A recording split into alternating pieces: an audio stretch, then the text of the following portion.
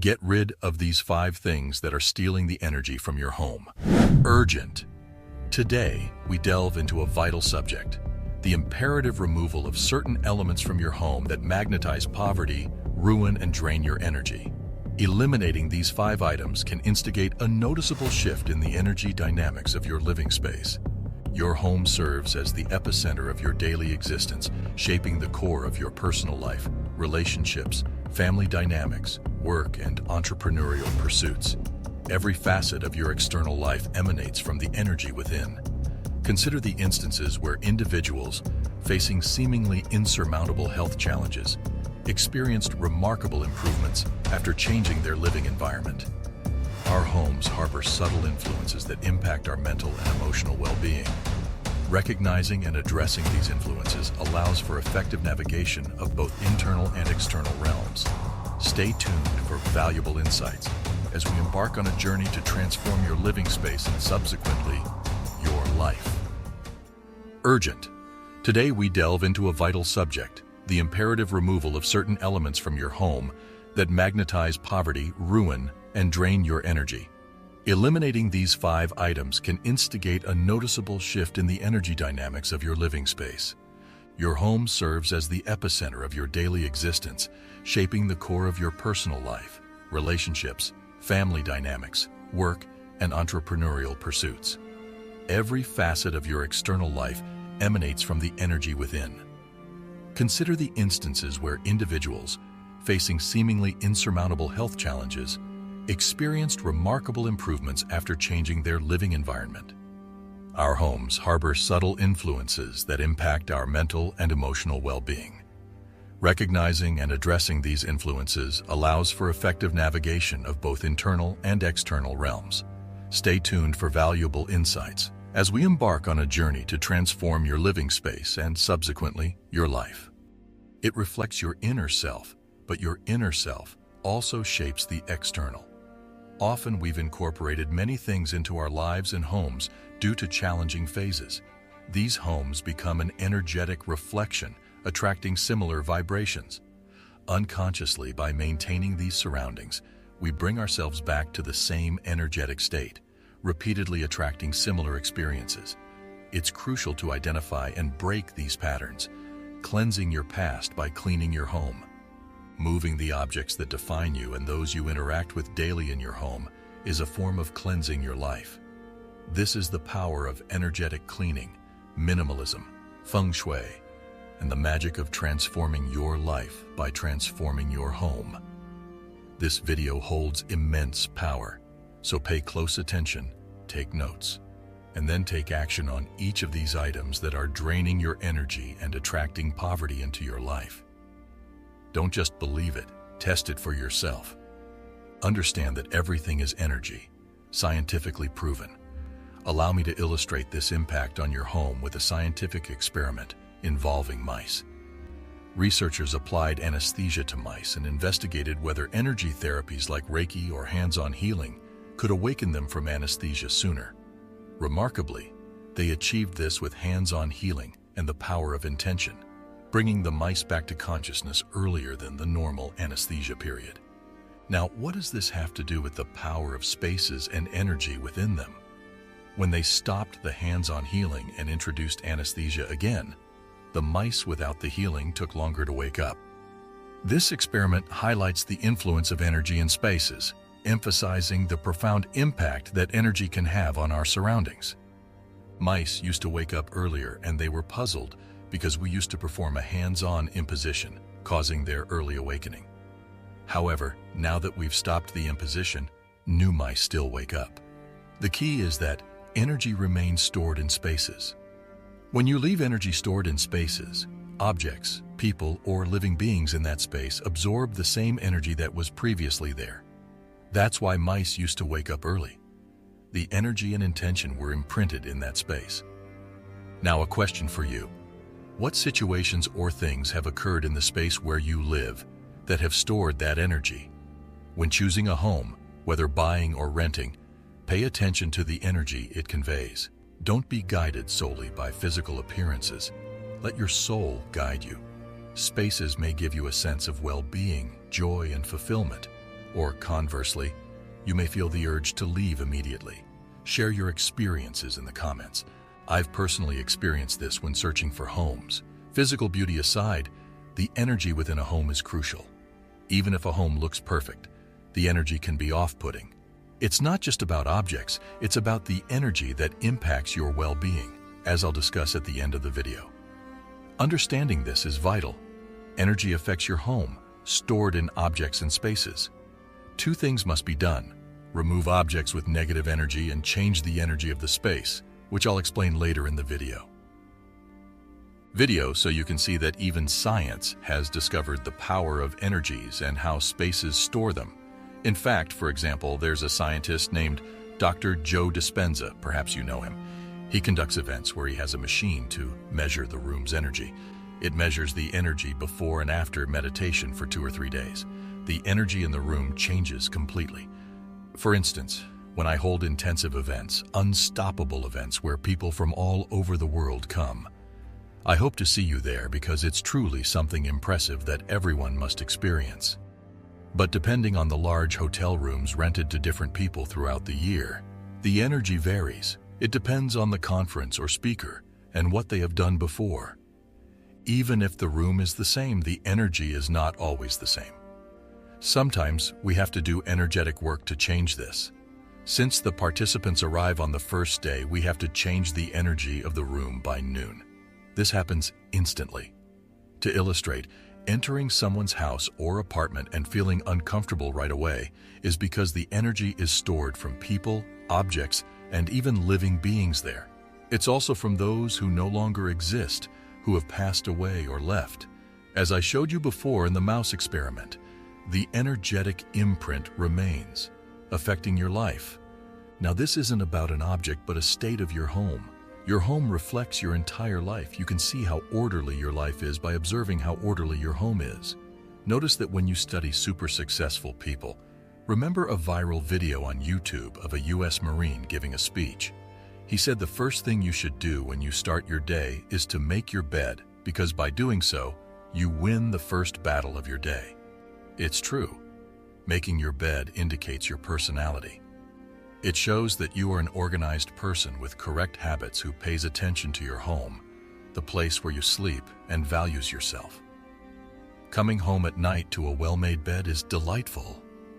Undoing the bed is a pleasure. On the other hand, if you come home to an unmade bed, it's like the day hasn't ended, an extension of the previous day. You have to do it in cycles. This is reflected in all parts of your home. Making your bed, having orderly objects, keeping your house physically clean, free from dust, dirt, and odors are all reflections of your personality and what will happen in your life.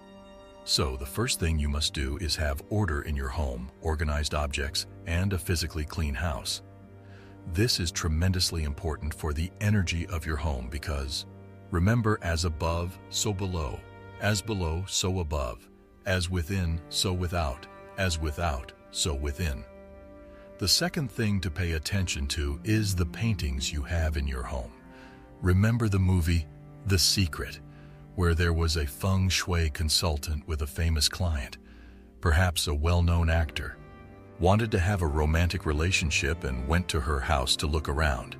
She noticed that all the paintings of women were facing away, as if rejecting or turning their gaze elsewhere.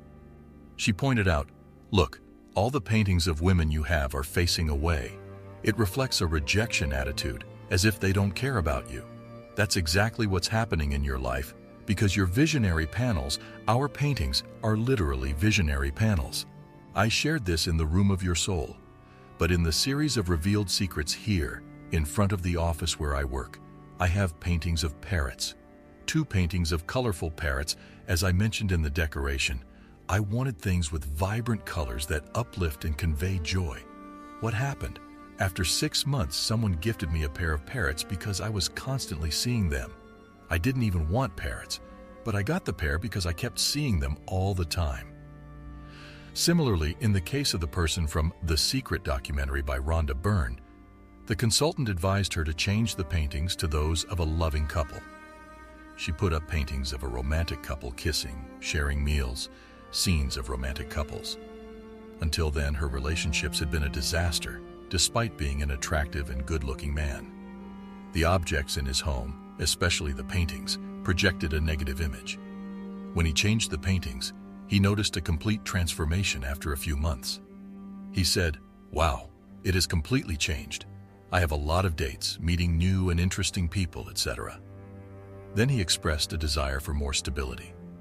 The consultant told him to paint his own paintings, depicting himself with his ideal partner, and place similar ideal couples in different positions in various paintings around the house. After a few months, he found the right partner. Most of what we perceive is at a subconscious level, and the subconscious is powerful. Once the subconscious captures an image, it reflects in the external world. That's why one of the things you must change in your home are paintings that convey poverty, difficulty, or any negative emotion. For example, remove a painting of a ship in a stormy sea full of lightning, a cactus that conveys harshness, or an image of someone suffering. Any painting representing something that brings painful emotions, scarcity, poverty, illness, loneliness, or sorrow should be removed. Any painting embodying those aspects acts as a scanner in your home. Check your home right now and remove anything that represents something you don't want to see in your life or something that affects you negatively.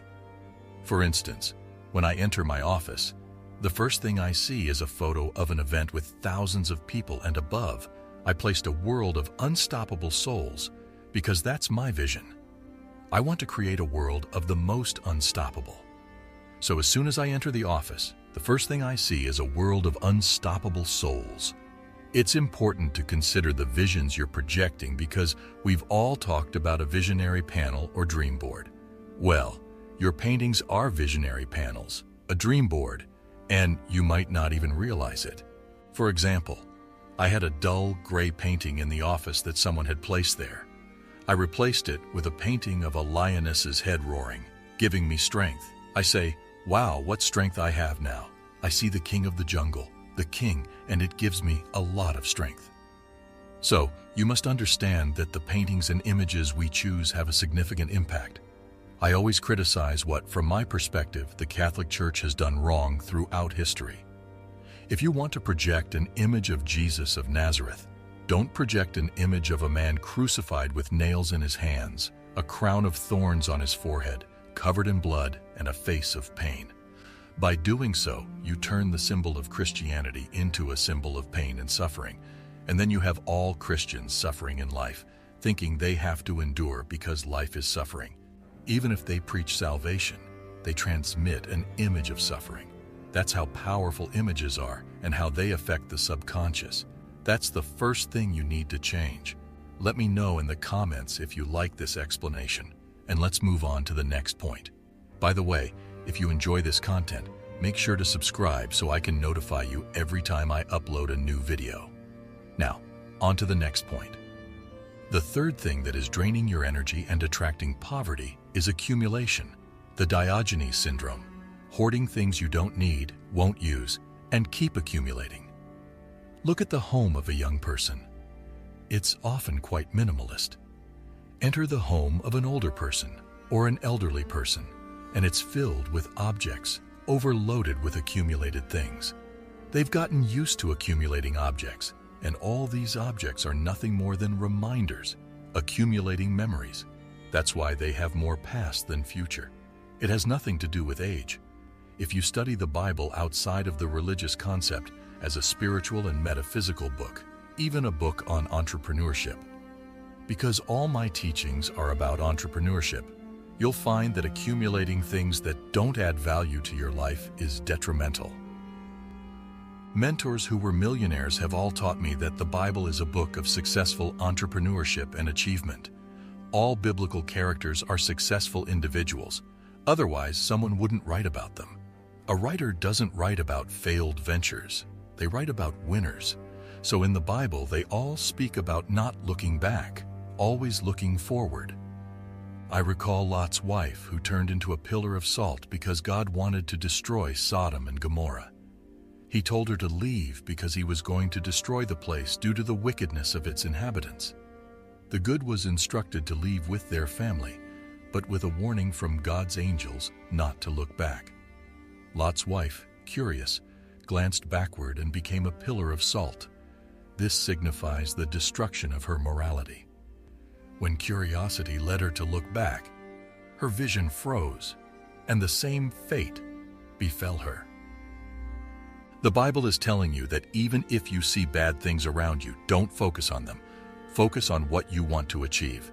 The same goes for our past.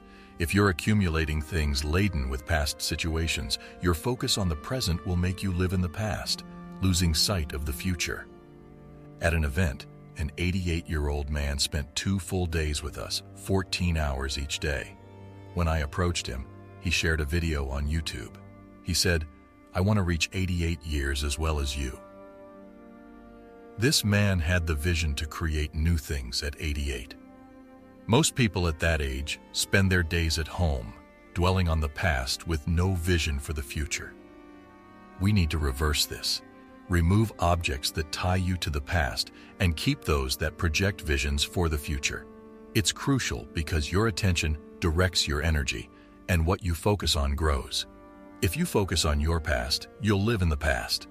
If you focus on the future, your future will flourish. Let me know if you liked this. Drop your thoughts in the comments and let's move on to the next thing. Family photos, especially of those no longer with us, depend solely on one thing. If it brings sadness, remove it immediately, as your home shouldn't be a machine generating sorrow. If it evokes joy and gratitude for the best moments, keep it as a reminder to honor that person by building your best life. This serves as motivation to create a better life and to honor their memory until you meet again. So generally, what happens is objects or photos of deceased loved ones transmit sadness, nostalgia, and negative energy. You must remove them. Remember, the universe is mental, and your thoughts manifest. What you think makes you feel, and your feelings drive actions, leading to achievements, all starting with your thoughts. Be intelligent, strategic, and tactical in creating your home's energy.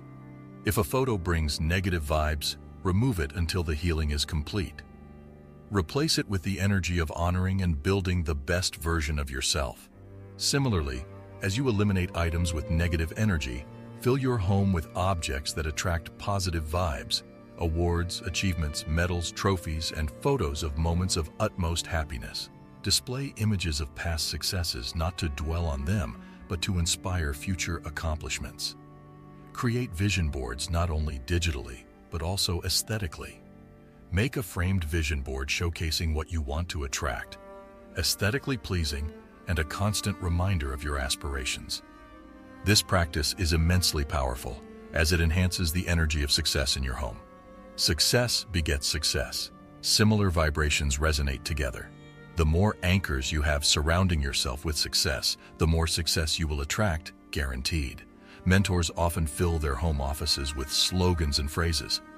For instance, the unstoppable soul's first belief is, "If I can't find a way, I'll create one, and my success is non-negotiable because I am unstoppable." Display such affirmations prominently to reinforce a mindset of success every time you enter your home. To shine or to triumph, to be the universe's spoiled child, or God's favorite, or the prodigal son of the gods, call it what you will. I know one thing: the entire universe conspires in my favor. Place things in your home that inspire you, make you feel super powerful, incredibly capable, with a spectacular vibration, so that every time you leave and return, you find inspiration. Let me know if you liked this tip. Now let me share the last piece of advice on changing your home's energy and preventing more negative energy from entering. It's a practical rule I follow every day. In my house, there's a rule. If we're going to argue, it never happens inside.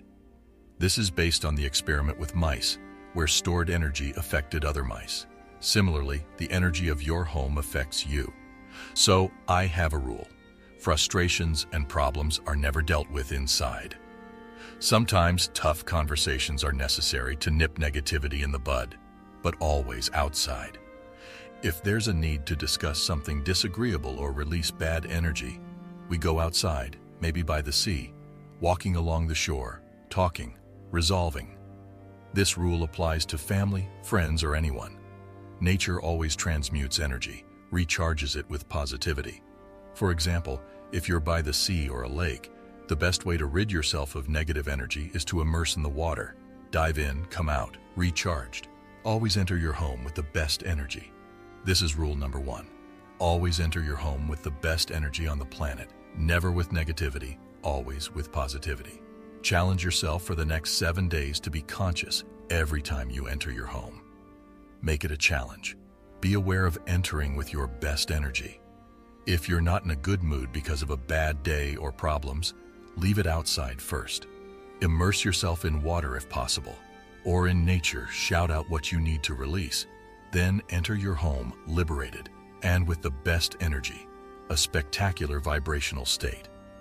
Your home will be one where anyone entering says, "Wow, it feels great here." It's not about the objects, but the energy imprint left inside the home. One more thing, people with negative energy don't enter my house, and you should do the same. Even if you have to be around family or lifelong friends occasionally, if they bring good energy, they are welcome. Otherwise, they stay out. I've found ways to meet them elsewhere, but someone with bad energy never enters my home. You know who I'm talking about in your surroundings. Never allow them in because imprints stay. If someone can't manage their own mess, don't let them bring it to your home. Imagine a typical black garbage bag where you dump all the waste you don't need and you want to dispose of it. Would you take that garbage bag to a friend's house? Of course not. Treat your home like a temple, the prelude to great achievements and victories in your life. If you liked this video, please share it with anyone you think it might help. Subscribe to not miss the rest of the powerful videos. I'll be uploading more. Subscribe, activate notifications, and the bell. And that concludes our journey into the fascinating world of the law of attraction. Thank you for watching. To receive a very powerful ancient technique to attract abundance, visit the link in the description of this video, and don't forget to subscribe.